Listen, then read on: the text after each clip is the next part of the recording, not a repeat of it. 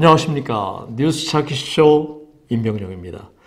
경마의 기수처럼 대한민국 뉴스를 경쾌하고 박진감 있게 이끄는 뉴스 찾기쇼 날씨부터 짚어보겠습니다. 윤성빈의 스켈레톤 썰매 경기에서 아시아에서는 역사상 최초로 황제 자리를 차지해서 그런지 전국이 온통 화끈 달아오른 설 연휴였습니다. 이제 평창올림픽도 후반으로 접어들었죠. 해만 지면은 강원도 평창 산골짜기의 날씨는 영하 10도 가까이 곤두박질 친다고 합니다. 이런 추위 속에서 시합을 마친 외국 선수들에게 우리나라의 온돌방 숙소는 그야말로 세상에서 이런 시설도 있구나, 이런 온돌바닥도 있구나, 신세계를 경험한다고 하네요. 이 방바닥 구들장을 덮여서 원적외선 발열로 전신이 기분 좋게 노근노근해지는 우리나라의 온돌의 신비는 그야말로 세계적인 그런 신비로움으로 지금 재미와 감동을 주고 있다고 합니다. 외국인 선수 여러분, 대한민국 온돌방에서 허리 한번 뜨끈뜨끈하게 지지고 가십시오. 네, 뉴스 찾기쇼 오늘의 첫 뉴스는 빅뉴스, 핫뉴스 코너입니다. 이제 육상 지방선거가 4개월도 채 남지 않았습니다. 이번 지방선거는 세 가지 쟁점에서 벌써부터 여의도 정가를 후끈 달아오르게 하고 있습니다. 첫째는 문재인 정권의 중간평가 성격으로 치러진다는 점이고요. 두 번째는 여야가 이 정치적 장악의 큰 원동력으로 보는 대한민국 수도 서울의 장인 서울시장을 누가 차지하느냐 하는 양보할 수 없는 일전이라는 점입니다. 이번 지방선거의 픽매치는 바로 서울시장 선거인 셈이죠. 세 번째는 이번 6.13 지방선거는 미니 총선이라 불릴 만큼 서울을 비롯해서 영남 등 곳곳에서 국회의원 재보궐선거가 동시에 치러진다는 점입니다. 우리는 지난 2011년 안철수 전 대표가 박원순 민주당 소속 서울시장 후보에게 범야권 후보 자리를 내준 사실을 기억하고 있습니다.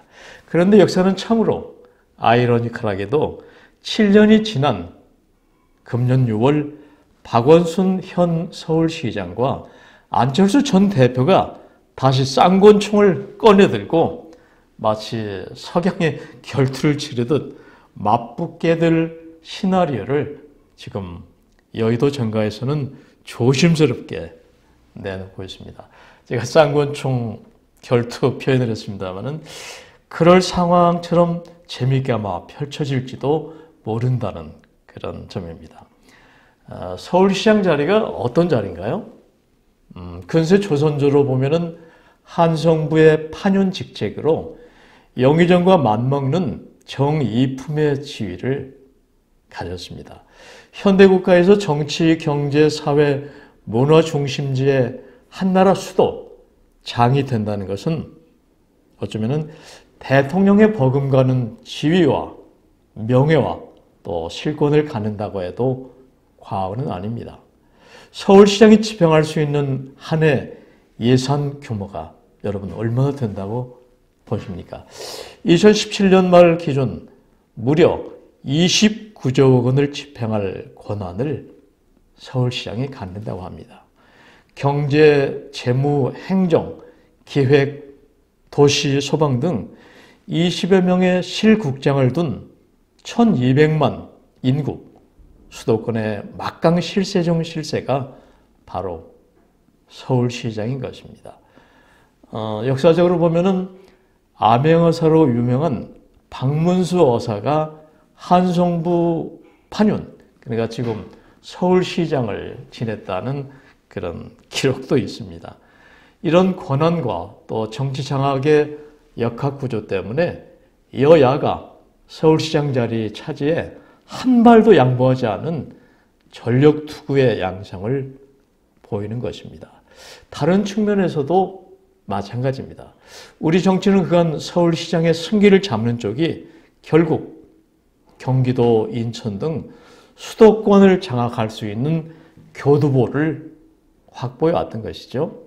현재 판세를 보면은 야권의 후보가 물론 결정되어야겠지만은 박원순 현 시장이 유력한 선두 후보로 점쳐지고 있고, 여기에 박영선, 우상호, 전현희 의원 등이 자천, 타천 후보군으로 올라와 있는 상태입니다. 제1야당인 자유한국당의 진영은 아직 진지 구축 전이거나 진영이라고 말할 수 없을 정도로 후보군 빈약 상태에 빠져 있습니다. 고민도 많겠죠. 아무래도 현 문재인 대통령의 국민 지지도가 60%를 훨씬 넘게 상회하고 있고, 상대적으로 야권 후보를 낸다는 게 녹록치 않을 것입니다. 그나마 거론되는 후보들조차 몸을 사리고 있다는 여의도 정가의 분석입니다. 2011년을 되돌아보면은 당시 초등학교 무상급식 전면 지원에 맞서서 국민투표 찬반 결과를 배수진으로 해서 스스로 서울시장에서 물러났던 오세훈 전 시장이 거론되기도 합니다. 또 박근혜 전 대통령 시절 대통령 직무대행을 지낸 황교안 총리, 그리고 앞에서 언급한 것처럼 바른미래당의 안철수 대표가 출사표를 던질 것이라는 시나리오가 점쳐지고 있습니다. 가장 정확한 사실은 아직은 여전히 오리무중 속 미궁이란 사실입니다. 네, 빅뉴스 한뉴스 두 번째 주제입니다. 롯데그룹 신동빈 회장에 대한 법정 구속에 따른 세간의 여론 얘기입니다.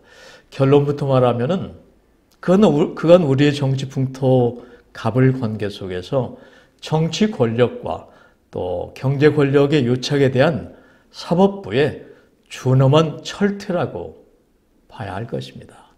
이미 경찰 수사 결과 보도에 따르면은 신 회장은 2015년 11월 면세점 사업자 선정에서 탈락이 되자 4개월 뒤인 2016년 3월 안종범 당시 청와대 경제수석을 만납니다. 결국 박 전 대통령과의 독대가 이루어졌고, 그달에 K스포츠 재단에 45억 원을 전경련 대기업들과 함께 출연하게 됩니다. 이어서 5월에는 K스포츠 재단에 70억 원을 추가로 지원했고, 롯데는 그해 12월 면세점 사업자로 재선정이 됩니다. 여기서 신동빈 롯데 회장을 법정 구속한 재판부의 판결은 이렇습니다.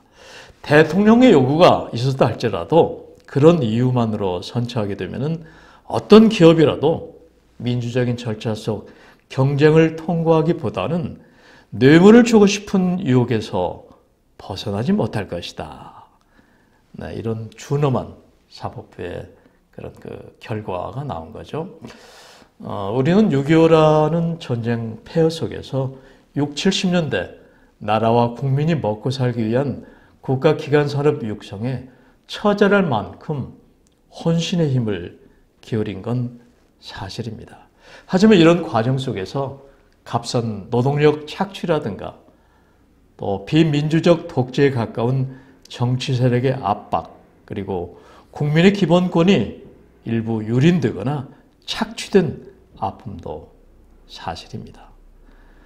이제는 세계 7위의 경제와 민주화된 선진 국가, 선진 국민답게 이 같은 정경유착의 후진적 행태에서 과감히 벗어나야 할 시점이라고 생각이 됩니다. 많은 국민들, 이 시대를 짊어진 정치인들 아마 같은 생각이 아닐까. 아픔 속에서 성숙해진다, 이런 얘기가 떠오릅니다. 네, 뉴스 찾기쇼 세 번째 순서는 정치권 말 이런 코너입니다. 정치인들의 동상이몽 실태를 한번 짚어보겠습니다. 우리 민족은 예부터 실천보다 말을 앞세우는 것을 경계를 했고 침묵의 중요성을 강조해온 은둔의 미학을 추구하기도 했습니다. 하지만 시대가 바뀌었고 또 여론과 언론이 민중을 이끌고 선도하는 매스 커뮤니케이션 시대이기도 하죠. 특히 정치인은 말로서 자신의 생각과 주장을 대중과 일치시켜서 유권자를 사로잡아야 하는 그런 직업인이기도 합니다.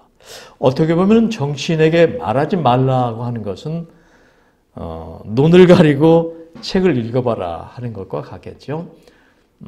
정치권 말. 오늘은 정계 개편은 어떤 형태로 나타날 것인가 하는 기자의 질문에 김민석 여의도 연구원장의 답변입니다. 안철수와 유승민 대표는 홍준표 대표가 아웃된 이유를 자신들의 큰 꿈을 펼칠 절호의 기회로 보고 있습니다. 반대로 홍준표 대표는 안철수, 유승민 대표가 아웃된 이유를 꿈꾸고 있는 것이죠. 참 재밌네요. 동성이몽도 이 정도면 뭐랄까요? 현 정치권의 주도권을 잡고 있는 더불어민주당보다 이들 안, 유, 홍 세 사람은 사실 2등 게임에서 민주당을 상대로 하는 게 아니라 야권의 다른 상대를 거꾸로 때리는 게 더 절실하다고 보는 상황인 것이죠.